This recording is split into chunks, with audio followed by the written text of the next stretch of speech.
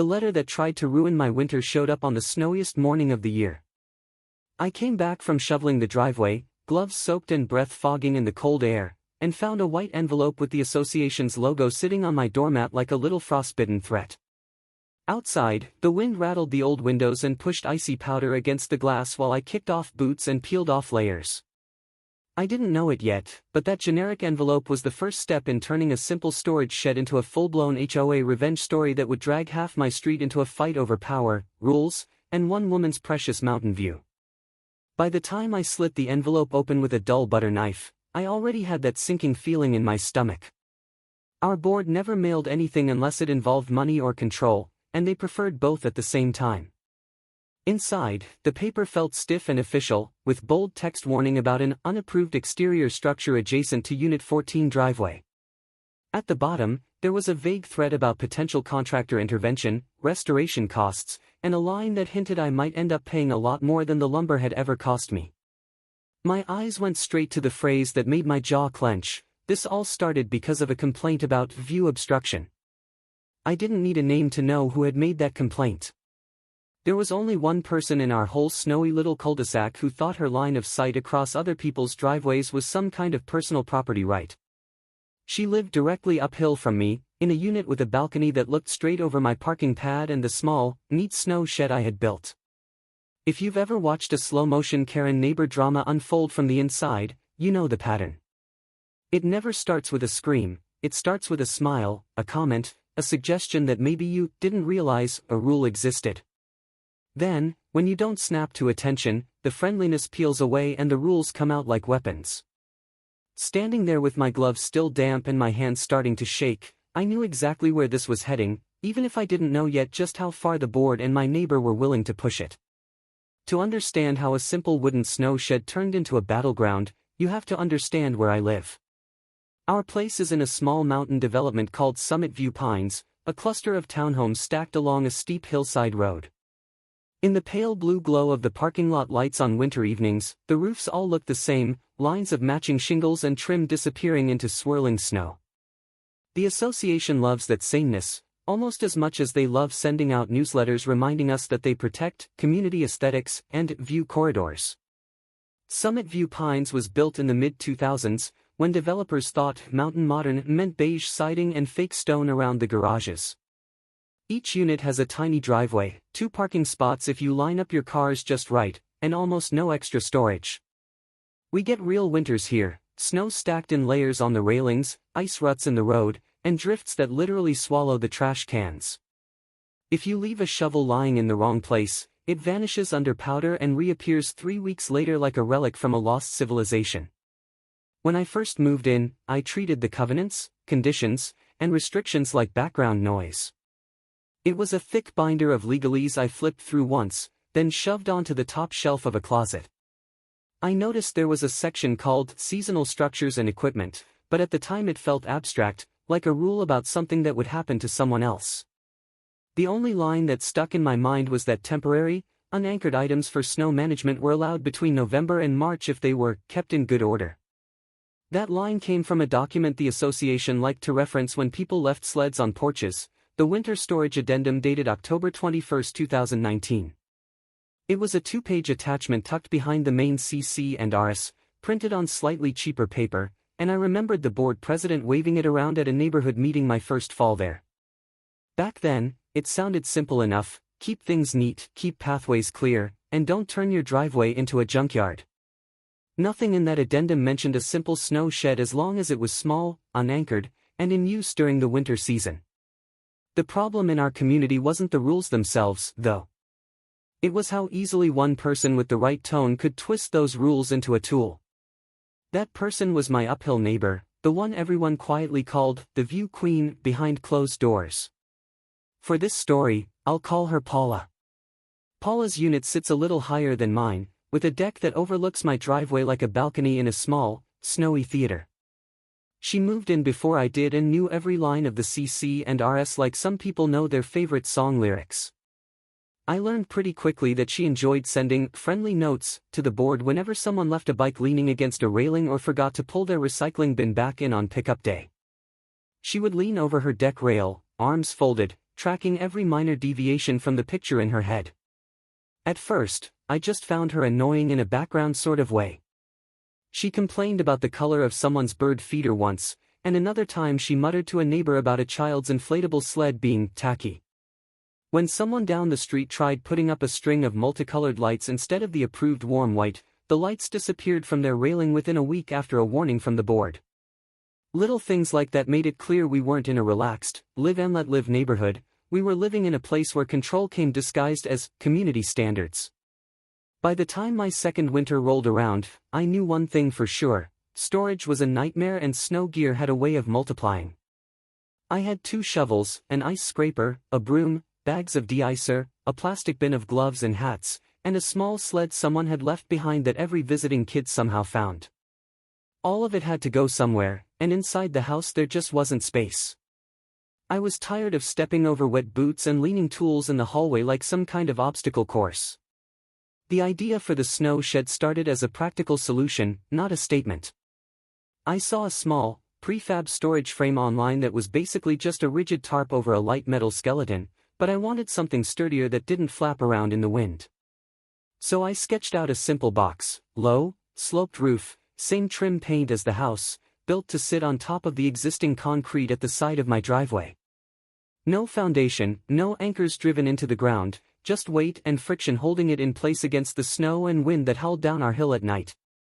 Before I bought a single piece of lumber, I pulled that winter storage addendum off the top shelf and set it on my kitchen table. The pages crinkled a little as I smoothed them out next to a mug of coffee, scanning every line. There it was: temporary seasonal structures for snow management, allowed during winter months, as long as they remained unanchored, did not block sidewalks or access, and were kept in good condition. On the margin, someone had even scribbled in pen near that clause: for shovels, de-icer, etc.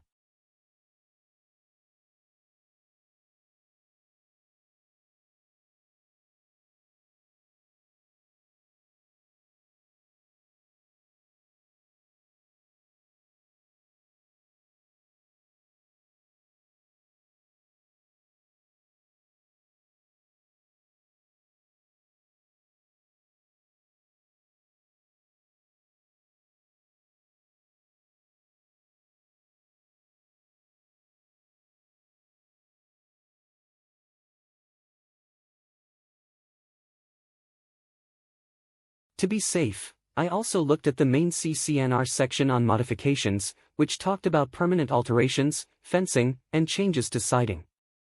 My shed idea didn't touch the building, didn't drill into anything, and would disappear when the snow did. I measured the space, made sure it wouldn't stick out into the road, and even checked sight lines from my neighbor's driveway. From the street, it would barely be visible, tucked neatly against my garage wall. I didn't think to ask for pre-approval from the architectural committee because the rules were clear enough, at least to me. Temporary, seasonal, unanchored. The shed would house only snow-related gear, and it would live in that space for as long as the snow stayed and no longer. If anything, it felt like I was following the spirit of the rules, not breaking them. The day I built it, fat flakes were already drifting down, muffling sound in that way only snow can. I spent the whole Saturday cutting boards in the garage with the door cracked open, the smell of sawdust mixing with cold air. When I stepped back at the end, the shed looked like it belonged there: low profile, matching paint, clean lines. Inside, the shovels and de-icer fit perfectly, no longer leaning like hazardous spears next to my car. Of course, Paula saw it before the stain was even dry. I felt her eyes from her deck before I saw her, that prickling between the shoulder blades you get when someone is watching. She stood with her hands on the railing, scanning the new structure, her gaze moving from the roofline to the side wall and back again. She didn't say anything to me directly, but I saw the way her head tilted, the slow, evaluating look that meant she was already deciding which rule to reach for. From her angle, the shed slightly intersected the lower corner of her panoramic view down the valley. It didn't block the mountains or the sunset, but it did change the scene she was used to: less empty concrete, more practical wood and paint. For most people, that would not have mattered. For someone who believed view corridor meant no one else could change anything in her line of sight, it was fuel. At first, nothing happened. The snow kept falling, and the shed did exactly what it was supposed to do. I could come home from work, crack the door open, and grab a shovel without wading through a drift. The crunch of my boots on the cleared path became the sound of small victory on dark evenings when the temperature dropped and the clouds hung low over the ridge. The first sign of trouble came not from Paula herself but from the association's email system. About a week after I finished the shed, I got a message labeled "Friendly Reminder, Exterior Guidelines." It was one of those bulk-style messages that pretends to be general while targeting something very specific, the kind of thing our board used when they wanted to correct one person and frighten everyone else into falling in line. The email referenced recent observations and reminded homeowners that all structures and permanent additions required pre-approval. Buried in the second paragraph was a sentence about preserving view corridors between units. There was no direct mention of my shed, no photo, no address, but the timing was too perfect to be coincidence. I could practically see Paula at her laptop, crafting a complaint that started this whole thing. Still, I told myself it was fine. My shed was temporary, seasonal, clearly tied to snow management. The winter storage addendum was on my table, with the line highlighted where seasonal structures were allowed. I figured, if the board ever asked, I'd point to that clause and explain. But Paula wasn't the kind of person to stop at a friendly reminder. Over the next few days, I saw her outside more often than usual, brushing off her deck rail or rearranging a planter that didn't need rearranging. Every time, her eyes flicked to the shed like it was a stain on her view of the world. Even from my living room, I could feel the tension building, as if the quiet snow-covered street were just a stage between acts. The real escalation didn't begin until a new piece of paper appeared, this time in our communal mail kiosk. Tacked to the corkboard where announcements went, there was a printed sheet labeled "Board Agenda, January Meeting." My stomach tightened when my eyes scanned down the page and landed on one line near the bottom: "New business, apparent unapproved structure near Unit 14. That line hit me harder than I expected. It meant my little shed was not just a minor annoyance to one person, it had become an item of official business. Suddenly, I could picture my project being discussed in a room I would probably not be invited into, with people who might never have seen it in person deciding its fate based on whatever description they had been fed. The agenda sheet fluttered slightly whenever the kiosk door swung closed, the paper rustling like it was whispering about my driveway every time someone grabbed their mail. Seeing that agenda item snapped something in me from mild irritation to real concern. The board had a habit of turning new business into final decision in one sitting, especially when they thought they were dealing with a simple rule violation. I knew if I did nothing, my shed could be declared illegal without me ever having a chance to explain how I built it within the seasonal guidelines. The board agenda excerpt went straight into a folder in my desk drawer, the same folder where I kept the winter storage addendum, even though I didn't yet know how important that habit would become later. A few days after the agenda went up, the weather turned brutal. Snowstorms rolled through back to back, and the plows carved narrow tunnels through our street. The air outside felt like it could peel the skin from your face if you stayed out too long, and everything not designed for winter started to buckle or crack. My shed held firm, doors swinging open smoothly, the tools inside dry and exactly where I needed them each time I cleared the driveway in the dim light before work. That was when the envelope showed up on my mat, the one that officially moved my shed from rumor to violation. Inside it was a document much harsher than the friendly reminder email, with my unit number typed in bold. The association had assigned a case number to my shed, complete with a reference line: exterior modification noncompliance, case #24-017. It claimed my structure was an unapproved permanent addition and gave me a specific number of days to restore the affected area to its prior condition. Hook, the notice set a 14-day deadline that landed right in the middle of blizzard season, and it made one thing painfully clear: if I did not tear down my shed on their schedule, the board could send in a contractor, rip it out themselves, and bill me for every dollar they felt like charging. I reread that paragraph 3 times, feeling the temperature in my kitchen drop even as the heater hummed under the floorboards. Outside, I could hear a plow scraping the main road like distant thunder, backing up with a sharp beep that echoed off the snowbanks. Inside, my world narrowed to the printed words and the signature from the association's compliance officer at the bottom of the page. The shed that had made my life easier had now been rebranded, at least in their minds, as a problem that had to be removed on their terms.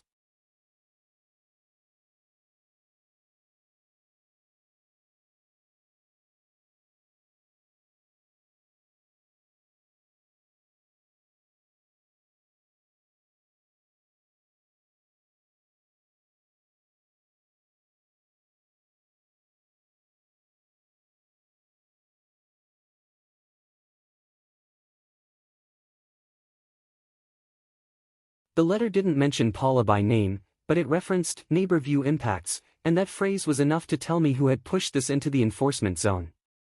It wasn't just about the rules, it was about who could flex more power, the homeowner who tried to follow the guidelines or the neighbor who knew how to weaponize them. 14 days in the middle of the worst storms of the year, with threats of restoration costs and further action hanging over me, felt less like a fair process and more like a test. What the board didn't know yet was that I had already started paying attention to those dusty binders of documents they loved to quote, and I was not planning to roll over and quietly let my shed disappear. When I calmed down enough to think clearly, I realized panicking over the 14-day clock would only help the people who wanted my shed gone. If the association was going to treat this as a case file, then I needed to treat it like one too. I slid the violation letter into the same folder as the winter storage addendum and the board agenda excerpt, then opened my laptop and pulled up the digital CC and RS the management company had emailed when I first moved in. The legal text looked cold and flat on the screen, but this time I read it like it was a puzzle with real consequences instead of a boring manual. I searched for every mention of seasonal, temporary, and snow. The CC and RS had a section that caught my eye, CCR Section 4.3 Seasonal Use Items. It carved out space for things that only existed during particular times of year, so long as they didn't turn into permanent eyesores or block access. It also referenced storage of equipment reasonably related to safe access during winter months, which sounded exactly like the reason my shed existed. The more I read, the more I noticed how sloppily the violation letter had been phrased. The compliance officer had called my shed a permanent addition, even though nothing about it met the criteria in the main modification section, which focused on anything anchored or attached.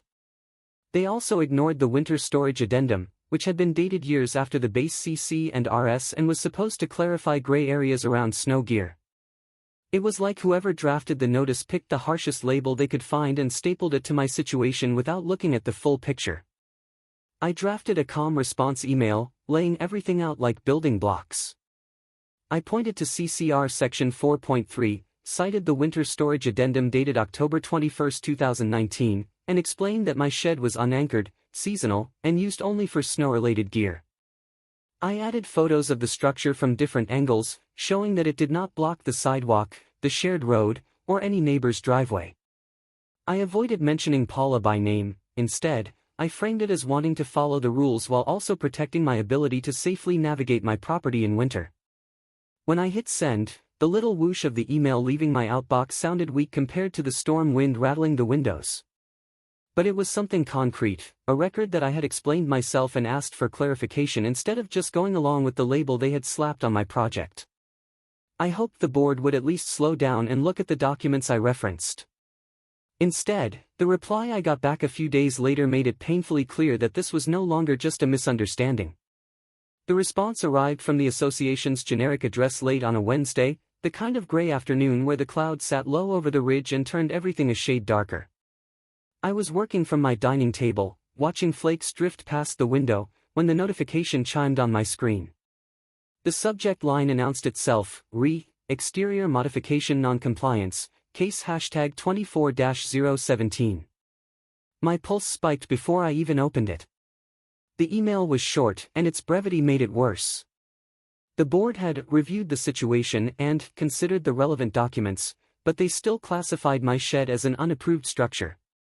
They acknowledged CCR Section 4.3 and the winter storage addendum yet insisted that anything enclosed went beyond what they considered permissible seasonal arrangement. They also claimed there had been multiple complaints regarding view obstruction and neighborhood aesthetics, which I knew meant Paula's voice had carried weight behind the scenes. The kicker came in the last paragraph. The board was willing, they said, to consider retroactive approval of the shed if I submitted a formal modification request, paid the non-refundable application fee, and agreed to potential alterations or removal as directed by the architectural committee. In other words, I could pay them to ask permission for something that, by the plain reading of their own documents, should have been allowed in the first place. They did not extend the 14-day deadline, they simply reminded me that if I failed to comply, the association may take corrective action and assess restoration costs to your account. I sat back and stared at the screen, feeling my jaw tighten. The board was pretending to give me an option, but both paths led to the same place. They stayed in control, and I paid for the privilege. If I tore the shed down, I'd lose the one thing making winter manageable and still look like I admitted guilt. If I begged them for retroactive approval, I'd be feeding the same system that let a single neighbor's complaint transform a reasonable structure into an offense. I printed their email and added it to my growing file, sliding a bright sticky note onto the top that read, "Board response, January." My folder was starting to look like something an attorney would carry, even though I had no plan to go that far. I just knew that if this fight kept going, having a paper trail would matter. Snow squeaked under my boots when I stepped outside later that evening, and the shed waited quietly by the garage, doing its job while people who rarely carried a shovel tried to decide its fate from behind keyboards. The rest of the conflict rising phase felt like a pressure cooker. Neighbors started to notice the tension even if they didn't know the details. One person down the row, a guy I had seen clearing his own steps at odd hours, gave me a sympathetic nod when he passed my driveway and glanced at the shed. Another neighbor paused at the mail kiosk, looking between the board agenda and my unit number without saying anything, then walked away with a thoughtful frown. Paula, on the other hand, seemed energized. She appeared on her deck more often, even when the temperatures bit down into the single digits. She would stand there with a mug in her hand, gaze sweeping over the road, my driveway, and the spot where the shed tucked into the side of my house. I could tell by her posture that she had invested herself in this as a personal crusade, a small mountain of control she refused to surrender. As the deadline crept closer, the board posted their meeting minutes online. In them, I saw my situation reduced to a few impersonal lines under new business, discussion of unapproved structure near Unit 14. Reminder to homeowner regarding compliance. Possible further action authorized. Seeing my reality summarized in legal shorthand lit a quieter, more stubborn fury inside me. I was not just a line item on their agenda, I was the person who had to walk across ice every morning. When the 14th day hit, our street was buried under another wave of snow. Rooflines wore heavy white caps, and plow piles towered at the corners like frozen walls. The warning letter had said, within 14 days, but it had not explained what happened on day 15 beyond that vague threat of corrective action. So when I woke up on the morning after the deadline and saw a truck I did not recognize idling at the foot of our cul-de-sac, my stomach dropped. The truck belonged to a landscaping company I had seen around town in the warmer months, recognizable by the logo on the side and the racks of tools in the bed. Two workers climbed out in heavy jackets, their breath puffing out in pale bursts as they scanned the unit numbers and checked a clipboard. The sound of the engine idling floated up the hill along with the scrape of their boots on the packed snow, cutting through the usual muffled quiet of a stormy morning. I watched from my front window as they walked straight toward my driveway. They were not the villains of this story, they were men paid to do a job. I stepped outside and met them halfway, careful not to slip on the icy slope. They explained, in cautious, professional language, that they had been hired by the association to remove a non-compliant structure and restore the area to original condition. I could hear, between the lines, that they had no interest in being part of some homeowners association drama, they were just following a work order. My first instinct was to tell them to leave my property. But I knew if I blocked them outright, the board would slam me with claims of interference and non-compliance, and things could escalate faster than I could keep up with. Instead, I asked if I could at least document what they were doing. They shrugged in a way that said they did not care as long as they could finish their task and get back in the heated cab of the truck. So I filmed everything.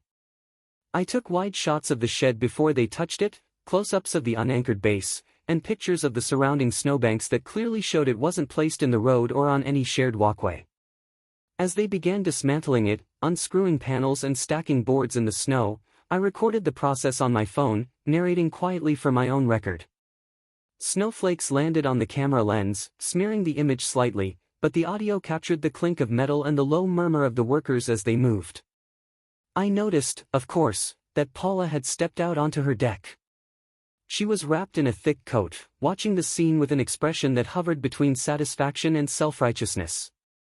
She didn't call out or wave, she simply observed, as if this dismantling confirmed that she had been right all along about what belonged in her line of sight. The whole scene felt like a twisted version of community oversight, where the loudest preference got enforced by hired hands. Within an hour, the shed that had made my winters functional was reduced to a neat pile of disassembled boards stacked near the end of my driveway. The workers were careful and methodical, documenting their own progress with photos for their records. When they finished, they cleared away loose screws and swept the concrete pad as best they could under the fresh layer of snow. Then they climbed back into the truck and drove away, leaving my tools exposed again to the elements and my driveway back to the bare, impractical layout it had before. Hook, what I did not realize until a few days later was that the board had not only taken my shed, they had turned that 1-hour teardown into a $600 line item on my account, complete with late fee warnings that threatened to snowball into something much uglier if I did not pay up. The invoice arrived in the mail 3 days after the landscapers left, tucked behind a standard monthly statement. The document was labeled Special Assessment, Case #24-017 Restoration, and the breakdown made my jaw clench so hard it hurt. There was a $450 charge for structure removal, $125 for site cleanup and restoration, and a $25 administrative processing fee. At the bottom, a bold, unfriendly note explained that failure to pay on time could result in additional late fees and collection efforts as permitted under CCR and governing law. I stared at that number, $600, for a long time. The shed itself had cost me maybe half that in materials and my own labor. Now the association wanted me to pay more than the structure's value for the privilege of having it forcibly removed in the middle of blizzard season, based on a complaint that twisted their own rules. The invoice might as well have been a dare, accept this version of reality, or fight back in a system designed to exhaust you. It wasn't just the money, though the amount was enough to sting. It was the principle that they could reinterpret their own documents on the fly, declare my solution illegal, and charge me for undoing a problem they had created with their definition. I felt like I had stumbled into a textbook example of how HOA fines gone wrong could turn a simple disagreement into a financial threat. The board wasn't just maintaining order, they were flexing to see if they could make a homeowner cave. The shock wore off and hardened into that stubborn anger I recognized from other times in my life when people with more power assumed I wouldn't push back. I pulled out my growing file again, violation letter, board email, winter storage addendum, agenda excerpt, now the landscaper invoice, and spread everything across my kitchen table. Next to those, I set my laptop with the CC and RS open, cursor blinking beside CCR section 4.3 like it was waiting for me to do something more than just read. The room felt small and quiet, with only the tick of the wall clock and the faint hiss of the heater in the background. This was the pivot point where frustration turned into strategy. I knew from the governing documents that the association couldn't just make up charges without at least pretending to follow due process, even if they were counting on most homeowners not knowing the details. Buried in the enforcement section, I found a clause about hearings. Before imposing certain types of fines or special assessments, the board had to provide notice and an opportunity to be heard. I had received a violation letter and a vague threat, but never a scheduled hearing specifically about billing me hundreds of dollars for removal. That detail might seem technical, but in a world where power often hides behind process, technicalities matter. I highlighted the hearing clause and printed that page out, sliding it into a sheet protector so I could reference it without worrying about spills or smudges.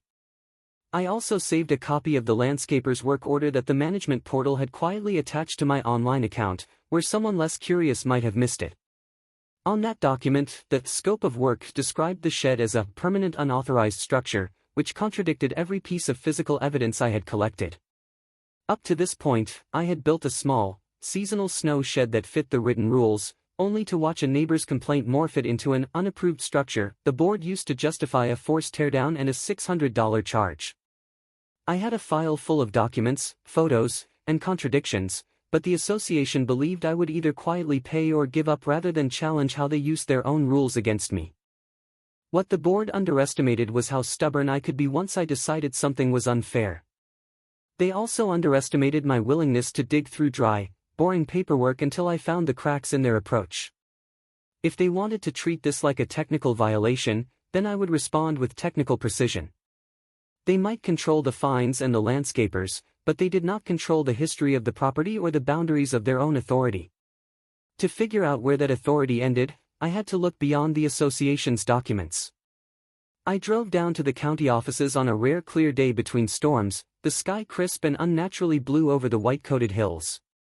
The records department felt like stepping into a different century: metal cabinets, thick binders, and a faint smell of paper that had absorbed decades of air.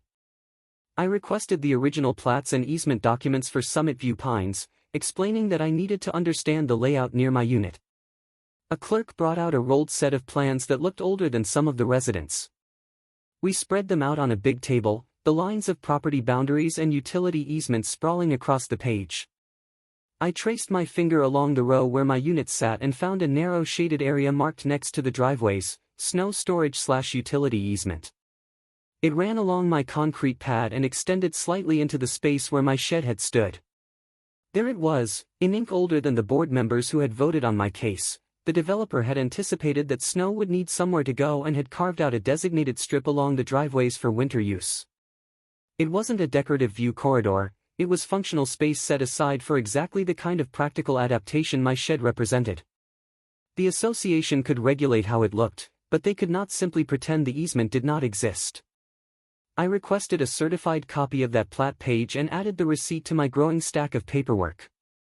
On a separate visit, I pulled out an old binder the clerk referred to as supplemental conditions, where I found references to early resolutions passed when the association first formed. One of them mentioned that any changes to how easements were used or restricted had to be formally adopted and recorded, not just added quietly in a newsletter or tucked into a casual policy. That meant if the board had ever tried to redefine that snow storage strip as a view corridor, they should have filed something official, not just relied on creative interpretations at meetings. Driving home that afternoon, snow glare bright against the windshield, I felt the first flicker of something that wasn't just anger or stress. It was the steady satisfaction of knowing I was not crazy, that the land itself backed up my common sense. The board had power, but they had gotten sloppy. They counted on residents rolling over at the first official letter, not driving to the county records office to chase down old plats and easements. By the time I walked back into my house and peeled off my jacket, my shed folder had evolved into something else entirely. It was now a binder with labeled tabs: CC and RS, addenda, board communications, invoices, county plat. Inside each section, pages lived in sheet protectors, sticky notes flagged key lines, and printed screenshots backed up the digital trail. If this looked like overkill for a wooden box that had stood for a few weeks, that was exactly the point. I needed to match their formality with my own. This was the beginning of my retaliation, even if it did not look flashy from the outside. While the board relied on authority and policy language, I was building a narrative of facts they could not easily wave away. The next step was to put that narrative in front of them in a way they could not pretend they never saw. That meant writing a formal dispute letter that would force them to acknowledge every document I had unearthed and every procedural step they had skipped. I sat down at my dining table as the sun dipped behind the ridge, painting the snow outside in fading pastel light. With the binder open beside me, I drafted a letter addressed to the full board and the management company, not just the compliance officer. I laid out the timeline: construction of the unanchored, seasonal shed, reference to CCR Section 4.3 and the winter storage addendum, receipt of the violation and the request for restoration. Then I methodically listed each discrepancy, from their failure to schedule a proper hearing before imposing a special assessment to their mischaracterization of the structure as permanent on the landscaper's work order. I attached copies of everything: the certified plat page showing the snow storage/utility easement, the board agenda excerpt that proved they had discussed my shed without ever inviting me to a specific hearing, and the full landscaper invoice they had pushed onto my account. I even included photos showing the shed's footprint within the easement strip and its lack of obstruction to traffic or access. At the end of the letter, I requested a formal internal appeal under their own enforcement rules, as well as a suspension of collection efforts on the $600 until the dispute was resolved. What the board did not know yet was that I was not just trying to save myself $600, I was preparing to lay out my case in a way that would force them to explain, in front of my neighbors, why they had sided with one person's view over the actual easements the community was built on, and that kind of public explanation can sting far more than a single invoice. I printed the letter, signed it, and sent it via certified mail so there would be a record of when they received it. I also uploaded a copy through the management portal, attaching it directly to case #24-017. The little document successfully submitted message on the website felt small, but I knew that every time they opened that case, my letter and its attachments would stare back at them. I wasn't just complaining anymore, I was challenging the way they had used their power. Outside, the snow shed was gone, and my tools leaned awkwardly inside the front hallway again, leaving puddles on the mat whenever I came in from shoveling. From the street, it probably looked like I had lost. But inside, the binders and certified copies told a different story, one that was only just starting to move from quiet paperwork into something louder. The retaliation phase wasn't about shouting or slamming doors, it was about building the kind of case that made people wonder if the board had overplayed its hand. The board did not respond right away to my dispute letter. Days passed, then a full week, and all I heard was silence from the management portal and generic autoresponses from the association email. The only sign that anyone had noticed my pushback was that the red past due flag appeared next to the $600 charge in my online account, along with a warning about an upcoming late fee. It felt like the system was on autopilot, nudging me toward paying up even while I was formally challenging the charge they had created in the first place. I took screenshots of everything: the date my dispute letter was marked as received in the portal, the timestamp on the certified mail receipt, and the moment the past due label appeared anyway. If they wanted to treat this like a process, then every automated step they took against me while ignoring my appeal would become part of that record.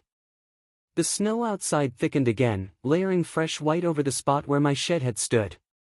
Each time I stepped around wet boots in the hallway, I felt more determined not to let this go just because it would be easier in the short term.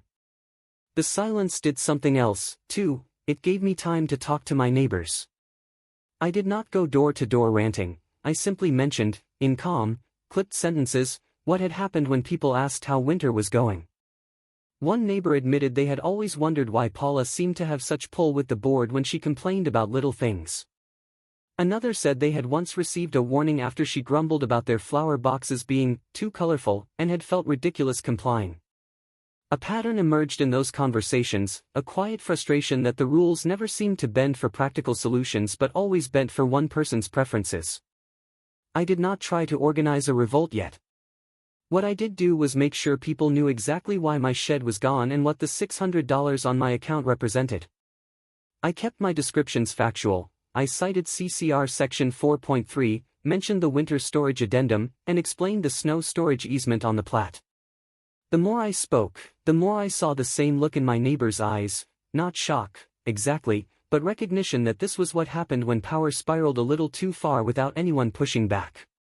A week and a half after I mailed my dispute, the board finally broke their silence. I got an email from the management company saying the directors had reviewed your correspondence and supporting documents and would be scheduling an internal hearing to address the matter. They gave me a date and time, about 2 weeks out, and said I could attend virtually or in person to present your perspective. They also agreed, in one short line, to suspend further collection efforts on the $600 until after the hearing. It wasn't an apology, but it was something. They could have shrugged off my dispute. Instead, they had acknowledged that this needed more than automated warnings and generic replies. I circled the hearing date in red on my wall calendar and slid a new divider into my binder labeled Hearing Prep. If they wanted me to present my perspective, I was going to show up with more than opinions. The hearing wasn't just about reversing one charge anymore. If the board doubled down after seeing every easement, addendum, and process they had ignored, I was prepared to use their own paperwork trail as the basis for a formal complaint outside our little neighborhood bubble, and they knew it.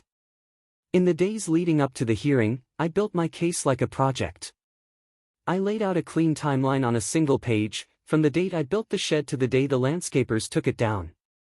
I clipped the winter storage addendum behind CCR Section 4.3 so they sat side by side, highlighted where each supported seasonal, unanchored structures. I printed the certified plat page with the snow storage/utility easement shaded and circled in red pen, then added a corresponding aerial photo from the county's mapping website that matched the layout. I also wrote a short, calm opening statement for myself. I didn't want to go into the hearing and ramble. I wanted to sound measured, even if my stomach tried to climb into my throat. I practiced explaining how the board's actions had skipped the hearing step before assessing a special charge, how the landscaper's work order mischaracterized my shed, and how Paula's view complaint had been treated as more important than the developer's recorded easement. Every time I rehearsed, the narrative felt tighter, less emotional, and more like a clear explanation of why this was not just a matter of taste but of process. On the day of the hearing, I chose to attend virtually. The roads were a frozen mess, and I did not want to slide down the hill trying to get to the clubhouse in person. Instead, I sat at my dining table, laptop open, binder within reach, a mug of hot tea cooling beside me. Outside, the afternoon light was flat and gray, the sky hanging low over the white roofs, while the radiator hissed quietly in the corner like it was listening in. When I logged into the meeting link, a grid of faces appeared on my screen. The board president sat in the top left square, posture stiff, with the compliance officer and treasurer flanking them in other windows. The property manager's face appeared with a neutral expression, and in a smaller tile off to the side I saw Paula, her name listed as concerned homeowner. Seeing her there confirmed what I already knew. She had carried this complaint all the way to the end of the process and intended to watch it play out. The president opened the hearing in that formal tone people use when they think procedure alone can make a situation feel fair. They summarized the issue in broad strokes: a shed built near Unit 14, deemed unapproved, removed at the association's direction, resulting in a special assessment now under dispute. Then they invited me to share any information you feel is relevant. The floor felt less like a favor and more like a test, but I had prepared for this. I started with the basics: how our winters worked, how dangerous and chaotic the driveway had been before the shed, how the structure had been built unanchored and seasonal. Then I pulled out CCR Section 4.3 and the Winter Storage Addendum, holding them up to my camera one by one before dropping them into the shared screen as PDFs. I pointed out the phrasing about seasonal items used for safe access during winter months and noted that nothing in those sections banned small, enclosed storage if it was temporary and did not block access. My voice stayed steady, even as I could feel my heart thudding in my chest. Next, I put the county plat page on the screen. I zoomed in on the shaded strip labeled snow storage/utility easement and overlaid it mentally with my driveway, explaining exactly how the shed had sat within that space. I did not accuse anyone of malice, I simply stated the facts. The developer had carved out this easement for winter function, and the board's enforcement had treated it as a blank canvas for view protection without any recorded amendment.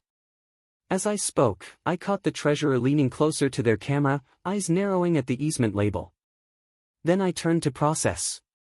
I showed them the timeline of letters and emails, highlighting the absence of a specific hearing date before the landscaper was dispatched and the special charge imposed. I pointed to the enforcement section in the CC and RS that required notice and an opportunity to be heard before certain assessments, especially those tied to alleged non-compliance. I explained that I only received a hearing date after I sent a formal dispute and that, by then, the shed was gone and the invoice already on my account. I finished by describing the impact, not just the $600, though that mattered, but the precedent. If seasonal, unanchored, functional structures could be rebranded as permanent violations whenever someone disliked the view, then any practical adaptation to harsh winters could be punished. If recorded easements and addenda could be brushed aside in favor of unwritten view corridors, then the documents homeowners relied on meant very little. I said it slowly and clearly, making sure it sounded less like an outburst and more like a question about what kind of community we were supposed to be. The board asked a few questions, mostly clarifications. The president wanted to know if I had ever requested pre-approval in writing. I admitted I had not, because I had interpreted the seasonal clause as permission. The compliance officer asked whether the shed had been taller than the standard railing height, and I answered with measurements I had written down. The treasurer remained quiet, flipping through something off-screen that I suspected was the same set of documents I had submitted. Then Paula was given a chance to speak, and even though she was careful to avoid anything that sounded overtly personal, her real concern came through.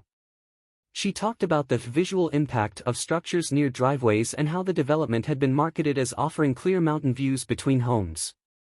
She insisted she supported snow safety but believed it should not come at the expense of aesthetics. I listened, hearing in her measured language the same underlying message. She had grown used to controlling what appeared in her line of sight, and the shed had broken that pattern. When she finished, the president thanked us both and announced that the board would deliberate in executive session and provide a written decision within 10 days. The meeting ended with a click, and the grid of faces vanished, replaced by my own reflection in the dark screen.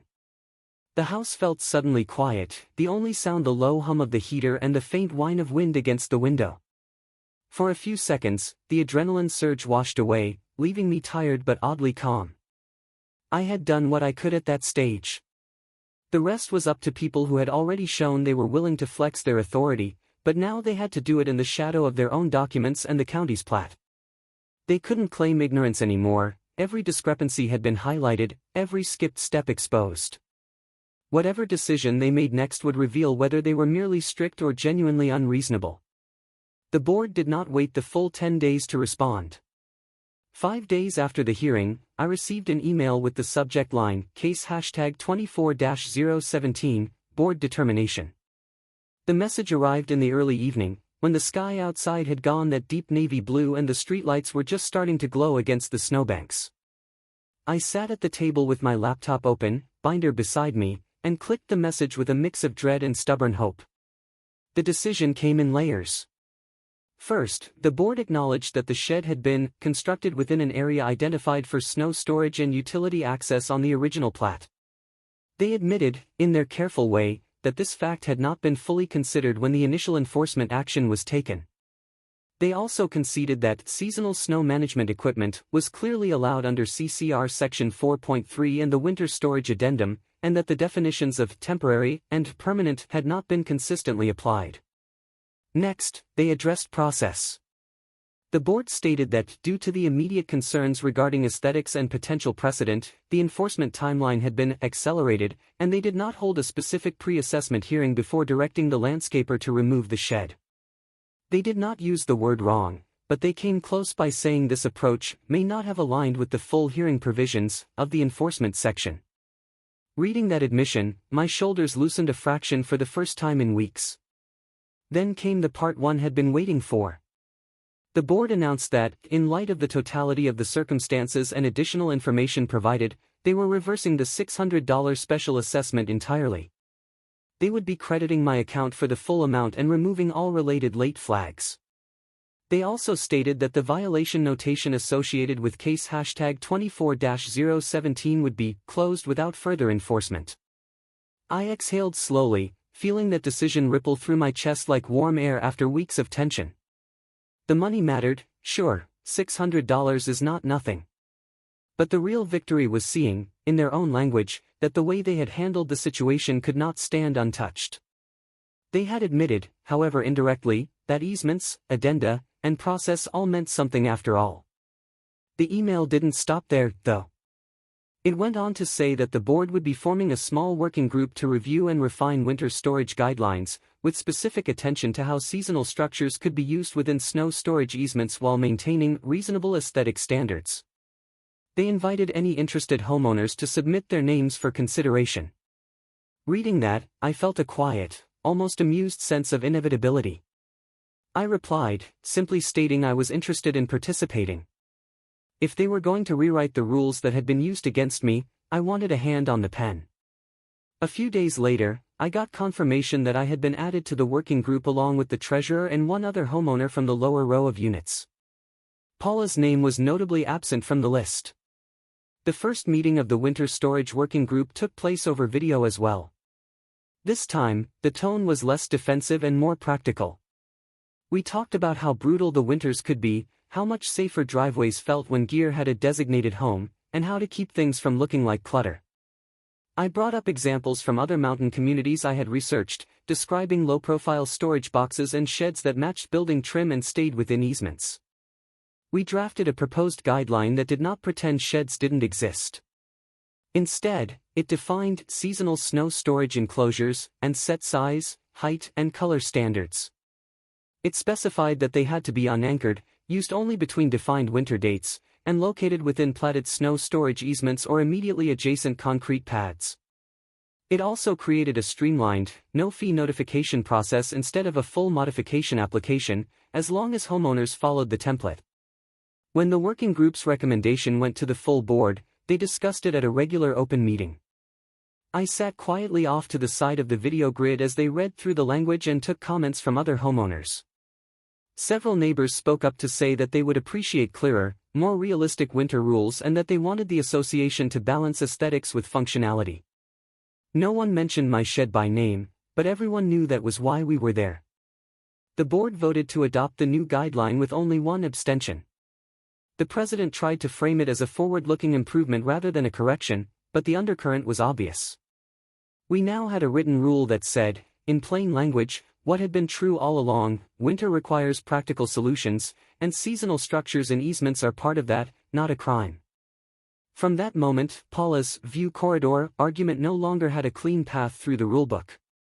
The aftermath of all this played out in quieter ways over the next few weeks. The credit hit my account exactly as promised, wiping out the $600 charge and every trace of its late flags. Case #24-017 disappeared from the Open Matters section of the portal, leaving my profile clean again. In its place, a new document appeared, Winter Storage Enclosure Guidelines, adopted, complete with references to CCR Section 4.3 and the original easement plat. A month later, when the storms eased just enough for lumber deliveries to make it regularly up the hill, I built another shed. This one followed the newly adopted guideline down to the inch, same trim color as the house, low profile, dimensions pulled straight from the working group's template. Before I assembled it, I emailed the board a simple notification form we had created, attaching a rough sketch and the location clearly marked within the snow storage easement. The confirmation came back in less than 24 hours, noted, no further action required.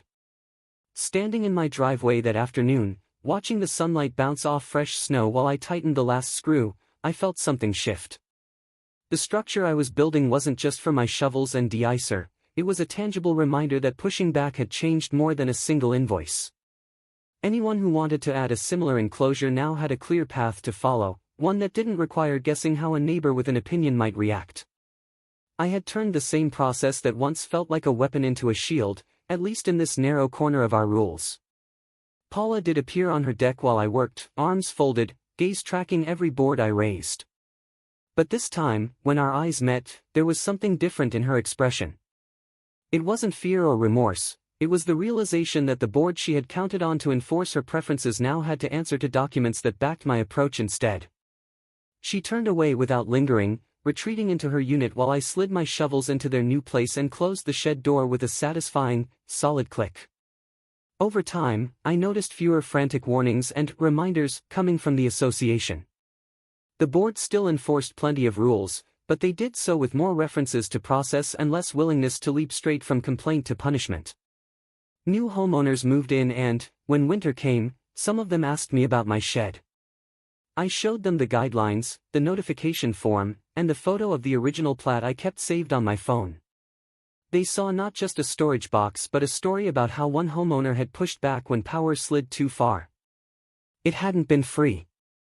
The cost was time at county offices, evenings with my nose in boring documents, stress over bills that might have spiraled if I hadn't fought them, and that sick feeling when landscapers took apart something I had built with my own hands.